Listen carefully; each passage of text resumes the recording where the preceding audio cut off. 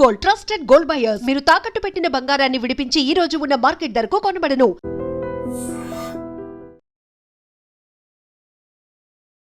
నమస్కారం, welcome to I dream. ధర్మ మార్గం విత్ విజిత కార్యక్రమానికి స్వాగతం.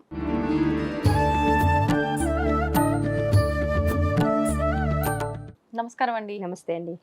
సాధారణంగా అంటే అమ్మవారికి, లక్ష్మీ అమ్మవారికి సంబంధించి రకరకాల ఆరాధనలు, పూజలు, మంత్రాలు, నామాలు, అష్టోత్తరాలు అని చెప్పి రకరకాలగా మనం వింటూ ఉంటాము, ఆచరిస్తూ ఉంటాము.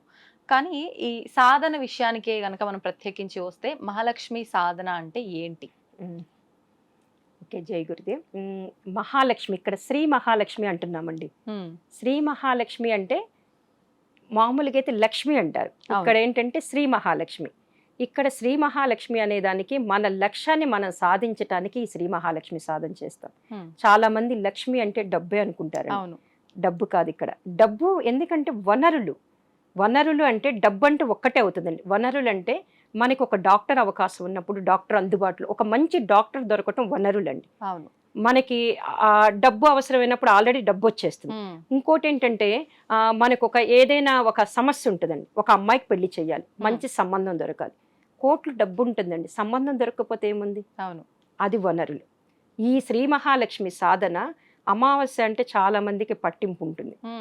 ఈ సాధన కూడా విద్యారణ్య స్వాములు వారు ఇచ్చారు. ఈయనెవరు?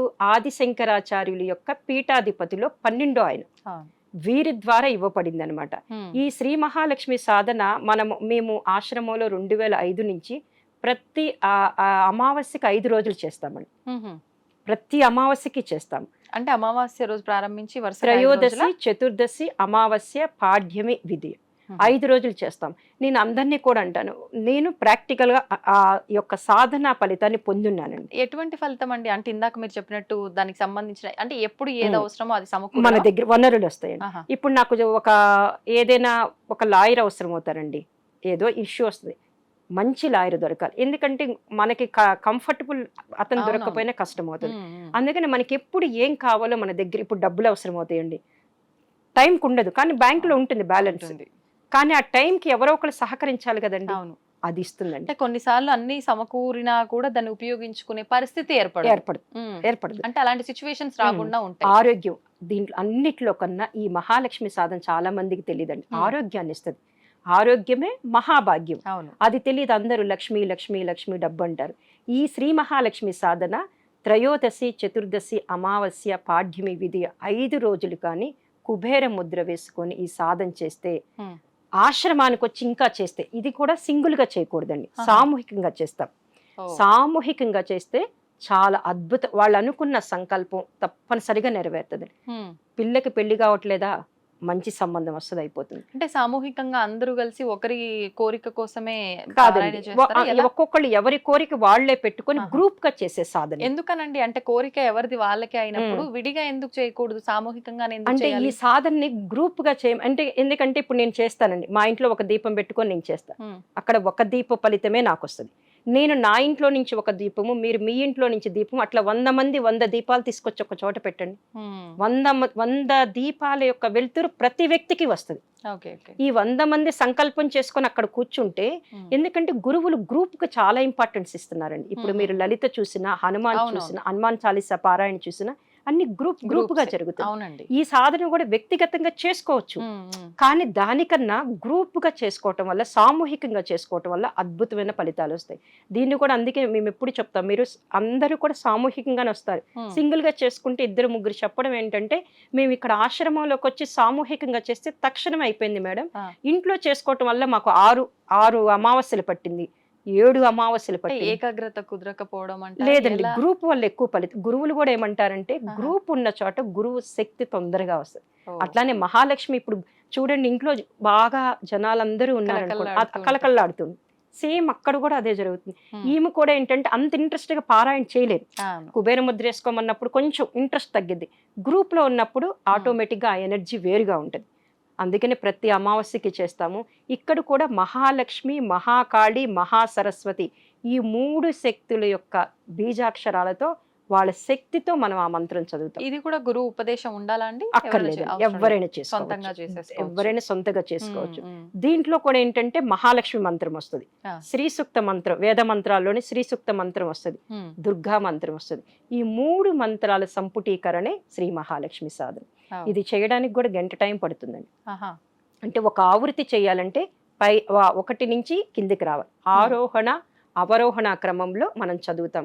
1 నుంచి 19 శ్లోకాలు ఉంటాయండి, 19 నుంచి 1కి వెళ్తాం, మళ్ళీ 1 నుంచి 19 రివర్స్ లో చదవాలా? 19 నుంచి మళ్ళీ? అవునండి, 19, 18, 17, 16 పైకి వెళ్తాం, మళ్ళీ 1, 2, 3 అలా వస్తాం. ఇదేంటంటే ఇక్కడ ఏమడుగుతున్నాము, ఓం శ్రీం హ్రీం శ్రీం కమలే కమలాలయే ప్రసీద ప్రసీద శ్రీం హ్రీం శ్రీం ఓం మహాలక్ష్మే నమః. అంటే ఈ కమలే కమలాలయ అంటే దీన్ని ఆధ్యాత్మికంగా చూసుకున్నా కూడా చక్రాలు బాగా అంటే మన బాడీలో యాక్టివేట్ అవుతాయండి. మన బాడీలో ఉన్నటువంటి షట్చక్రాలు బాగా యాక్టివేట్ అవటానికి కూడా ఈ సాధన ఉపయోగించుకుంటారు. దీన్ని కుబేర ముద్ర అంటే ఈ 2 వేళ్ళు ఇలా క్లోజ్ చేస్తారు, కుబేర ముద్ర అంటే ఇది. దీనికి జనరల్గా మనకి పంచ ప్రాణాలు ఉంటాయండి, ప్రాణ అపాన సమాన వ్యాన ఉదాన. ఇక్కడ ఏం చేస్తున్నాము, ఈ 2 వేళ్ళు ఇలా క్లోజ్ చేయటం, ప్రాణ అపాన క్లోజ్ చేస్తాం. ప్రాణం ఉండబట్టేనే మనకు సుఖం కానీ దుఃఖాలు కానీ అన్నీ ఉన్నాయి. అపాన ఉన్నా కూడా మనం భౌతికంగానే ఉంటాం, కానీ సమాన వాయువు వ్యాన వాయువు ఉదాన వాయువుని ఇలా పెట్టుకుంటాం. ఆకాశంలో నుంచి మనకి ఆ దేవతల అనుగ్రహం రావటానికి ఈ 2 భౌతికమైనవండి. ప్రాణం ఉన్నంతసేపు ఉంటది, ఈ బాధలు సుఖాలు, కాసేపు సుఖంగా ఉంటాం, కాసేపు నవ్వుతూ ఉంటాం, ఇవన్నీ ఉంటాయి, అన్నీ ఉంటాయి. అందుకని గురువు గారు ఈ సాధన చేసేటప్పుడు ఈ 2 మూసేమండి. మళ్ళీ ఈ రింగ్ ఫింగర్ చిటికెన వేలు అవునండి, ప్రాణ అపాన క్లోజ్ చేస్తాము. ఇది సమాన వ్యాన ఉదాన వాయువుని పెట్టుకొని ఇలా పెట్టుకొని మహాలక్ష్మి సాధన చేస్తాం. నీస్ పైన పెట్టుకోవాలా? నీస్ పైన పెట్టుకుంటాం, కింద కూర్చున్నా ఇక్కడ కూర్చున్నా ఇలా. అది ఆకాశంలో నుంచి ఆ దేవతల యొక్క అనుగ్రహం వస్తున్నట్లు మనము ఈ మంత్ర సాధన చేస్తాం. పైన కూర్చొని కూడా చేయొచ్చా అండి? పైన కూర్చొని మనకి ఎక్కడ కంఫర్ట్ ఉంటే అక్కడ కూర్చొని, ఎక్కడ కంఫర్ట్ ఉంటే అక్కడ చేయొచ్చండి. ఇప్పుడు శ్రావణ మాసంలో అంటే ఈ మహాలక్ష్మి సాధనతో ఎంతమంది, చాలా మంది ఆరోగ్యం లేదు అది ఇది అంటారండి. ఈ సాధన చేస్తే ఫస్ట్ ఆరోగ్యం వస్తాయి, తర్వాత వనరులు వస్తాయి, తర్వాత వాళ్ళ లక్ష్యం వైపు వెళ్ళగలుగుతారు. ఇంకోటి ఏంటంటే లక్ష్మిని అడగకుండానే వాళ్ళ దగ్గరికి వస్తుంది. ఇక్కడ కూడా బీజాక్షరాలు శ్రీం హ్రీం శ్రీం అంటే మనం అక్కడ కూడా శ్రీం, వెంకటేశ్వర స్వామి హృదయం మీద ఏముంటుందండి, మీరు అమ్మవారి శ్రీం అనే బీజాక్షరం రాసి ఉంటుందంటే ప్రతిరోజు అక్కడ చందనం పెడతారు. ఆ శ్రీం హ్రీం అంటే భౌతికమైనటువంటి, అంటే ఇందాక మనం చెప్పుకున్నటువంటి స్థూల సూక్ష్మ కారణ శరీరాలు 3 డెవలప్ అయ్యి కమలే కమలాలయ్యి మనలో ఉన్నటువంటి షట్చక్రాలు కూడా యాక్టివేట్ అవ్వాలని చెప్పి మనం సాధన చేస్తాం. కానీ ఒక సాధనకి చాలా అన్ని యాంగిల్స్ లో చూసుకుంటే భౌతికంగా కోరికలు తీర్తాయి, ఆధ్యాత్మికంగా కూడా ముందుకెళ్ళగలుగుతామండి.